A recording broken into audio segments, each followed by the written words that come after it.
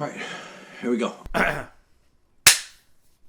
right, so first video of the year, conversations all about habits, goals, New Year's resolutions, things you want to improve on. And so today I want to give you the 5 best habits to improve on in 2022. So let's get started. Habit number 1 is find inspiration regularly. I mean, we all find inspiration every now and then, but I'm talking about intentionally looking for it. On a weekly basis, maybe keep a gratitude journal. Look back at the top 3 things or top 10 things that were good that happened this past week. Or watching videos on something that you might like, a hobby that you want to take up, and actually take it up. Try it out. Try a creative project. Try something that you've been wanting to do. Experiment a little. Shift the focus on the positives in life, and inspiration will shortly follow. Number 2, disconnect from tech. I know we all heard it before. Everyone's saying get off of social, put your phones away and things like that. But there is some value in that. There is some value to putting down the technology and reconnecting with the analog world around you. Go for a hike, go camping, get away from the city, take a weekend off, go to the beach, read a book. There's so many things that you can be doing. All you gotta do is just go outside and you're there. Put on your running shoes and take a step outside and bam. Don't get me wrong, I love the smell of new tech.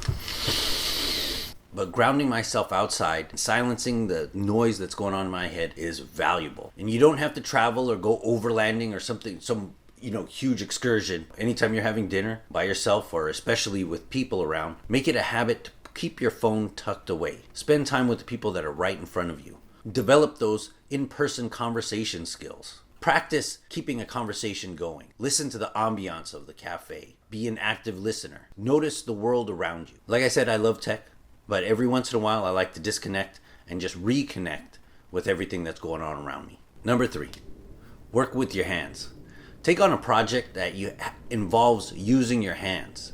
Take up knitting, woodworking, something crafty. Last year I took up woodworking and it feels great building something with my hands. Something that I could look at, I could hold and know that I put that together with my own 2 hands. There's no shortage of DIY projects out there. Look at Google, look at Pinterest, look up whatever it is that you're interested in. Find something that you like doing and just try it out. And no one says you have to have this commitment for the whole year. Try something out for the month or maybe a couple of months. And it doesn't have to be something huge, doesn't have to be something big, but go out and then try something. And these are just hobbies that you can wear, you can hold, you could hang on your wall, you can use. You won't be disappointed with whatever it is you create. Number 4, journal. It's time to get that mental game strong. You're going to hear me say this throughout the whole year, but take the time to write down your thoughts. Take the time to get all the noise out of your head. There's countless benefits to journaling or writing down your ideas, from therapy to goal planning to just venting in general. Putting words on pages makes you think that thought all the way through. It doesn't work just like how your brain thinks. You jump from idea to idea to idea.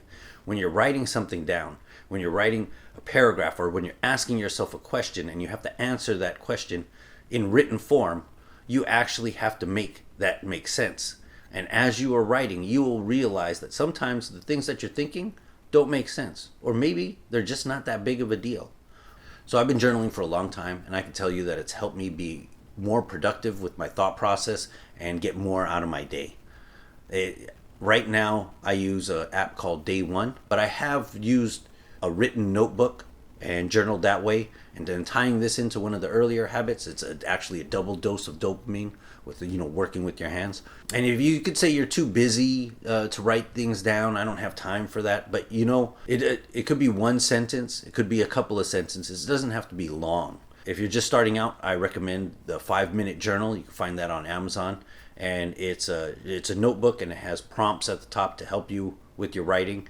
And there's no dates on the top, so there's no pressure for you to journal every day. It's just whenever you get to it, when you have time to sit down and put your thoughts together. All right.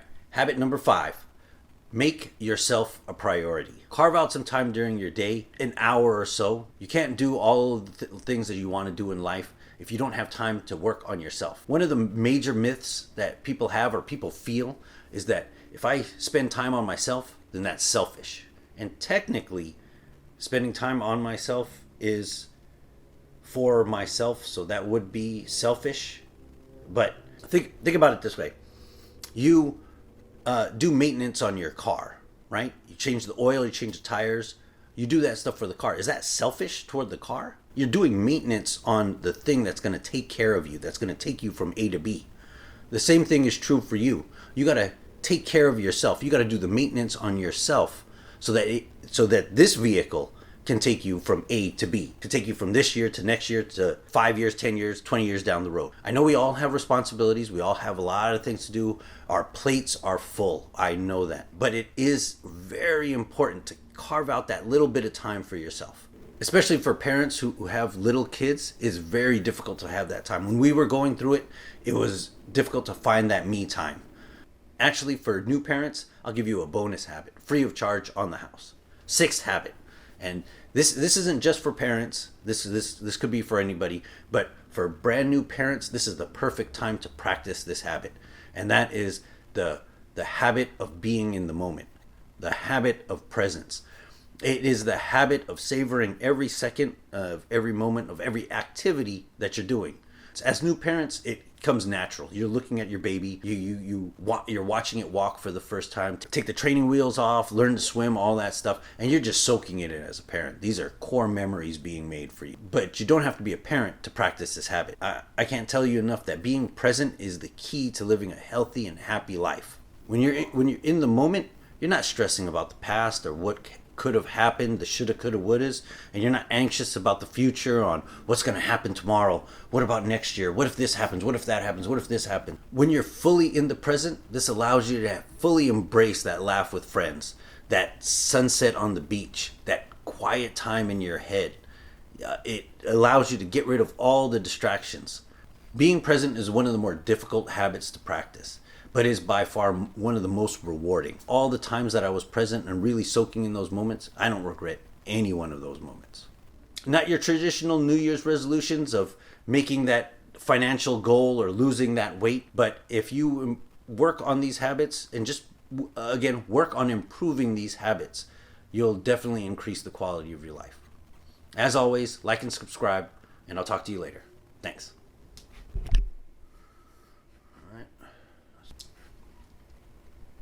All right. Number three. Number three. It allows you to get rid of all the extractions and just be present, and not your traditional New Year's resolutions. Improve the quality of your life dramatically. It'll raise the quality of your life. It'll make you feel better. You'll feel good. You're not blah, blah, blah.